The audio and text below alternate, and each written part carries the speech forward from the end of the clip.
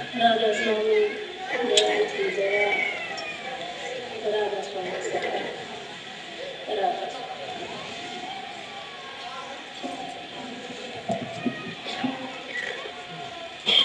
मेरे सत्संगी भाइयों, बहनों, आदरणीय बुजुर्गों और प्यारे बच्चों, सबको राधा।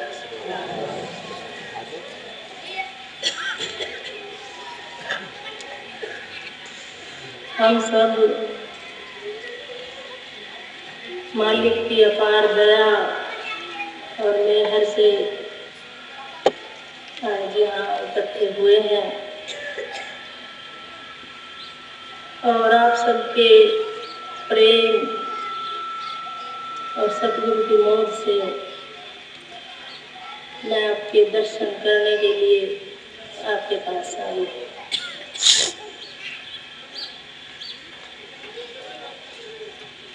मैं कोई गुरु नहीं हूँ, आपकी बहन हूँ, बेटी हूँ और आपका प्यार और आशीर्वाद लेने के लिए आपके पास आई।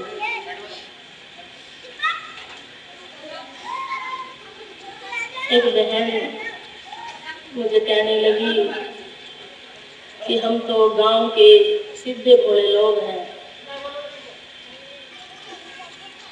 हम कुछ नहीं जानते। दूसरी बहन कहने लगी कि बस आपको देखकर इतनी खुशी हो गई कि कुछ भी बाकी नहीं रहा और हमें कुछ नहीं पता।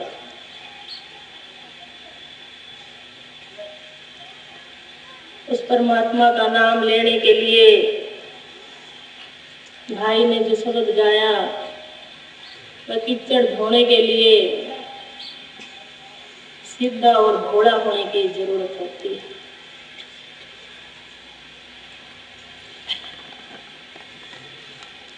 मैं और डॉक्टर साहब जब मालिक के चरणों में गए, हमने नामदान लिया, तो अगली सुबह दाता दयाल ने हमें अपने पास बुलाया और एक भाई के सामने कहने लगे कि ये कोरा कागज है और इन पर कुछ भी लिखा जा सकता है। कोरा कागज अर्थात कोई संशय, कोई दुविधा नहीं, पूर्ण समर्पण।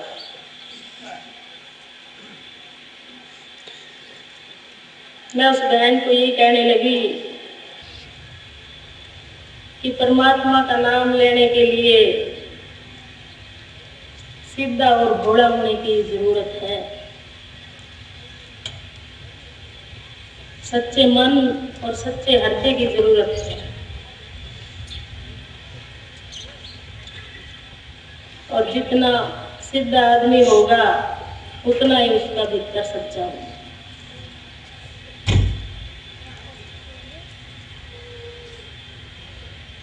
जब तक हमारे मन में सच्चाई नहीं है, हम कितने ही कर्मकांड करते रहें, कितनी ही शरीयत करते रहें, हवन यज्ञ, पूजा पाठ या जप तप करते रहें, उससे सही लाभ नहीं मिलता।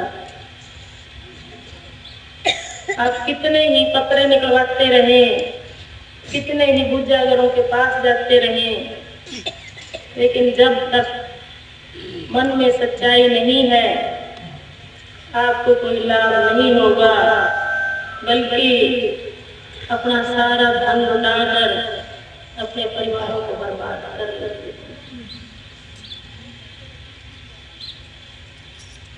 एक भाई सत्संग में आता है, तो सत्संग में आने से पहले पर घर की समस्याओं में कुछ इस तरह उलझा कि उनको सुलझाने के लिए सेवलों और बुद्धियागरों के चक्कर में फंस गए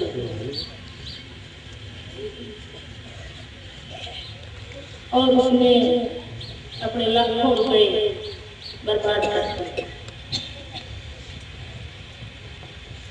फिर एक दिन आया और कहने लगा कि हमारे गांव में सत्संग कर दो ताकि गांव के और लोगों का भी कुछ भला हो जाए। हमने उसे समझाया कि भाई आपकी कमाई इतनी नहीं है, आप अपने परिवार का काम चलाओ और आस पास के गांव में जब सत्संग हो तो सुन लो। लेकिन जितनी बार सत्संग में आता है उतनी बार जिद करता रहता है और कहता है कि इस सत्संग में आने से मेरे लाखों रुपए बच गए और यदि सत्संग करवाने में 10-15 हजार रुपए खर्च हो भी जाते हैं तो मेरा सौभाग्य है। तो कहता है कि यदि सत्संग से केवल एक परिवार और भी सुधर जाता है तो मेरा जीवन सफल हो जाएगा।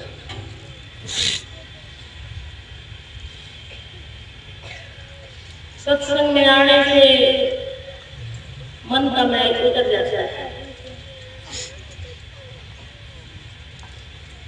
लेकिन सत्संग वही है जहां हमें कुछ देना नहीं पड़ता, बल्कि हम अपना मैल सत्संग में या गुरु के पास छोड़कर आते हैं।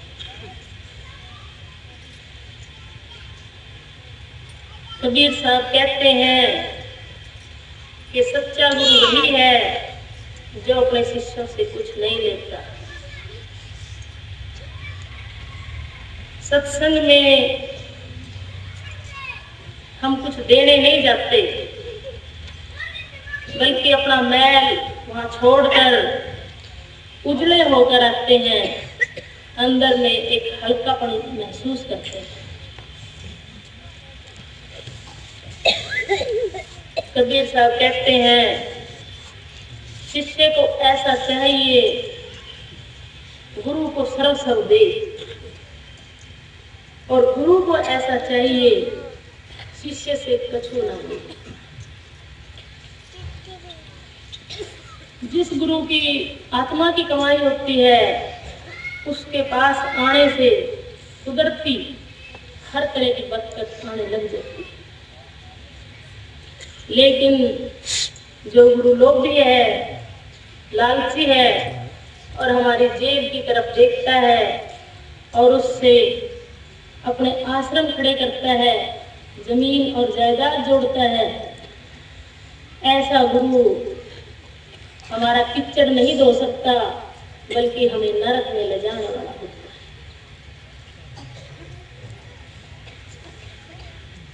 जो सच्चा गुरु होता है वह खुद कमा कर खाता है, लेकिन गुरु कहते हैं कि हम तो तुम्हारे लिए लेते हैं और तुम पर ही लगा देते हैं।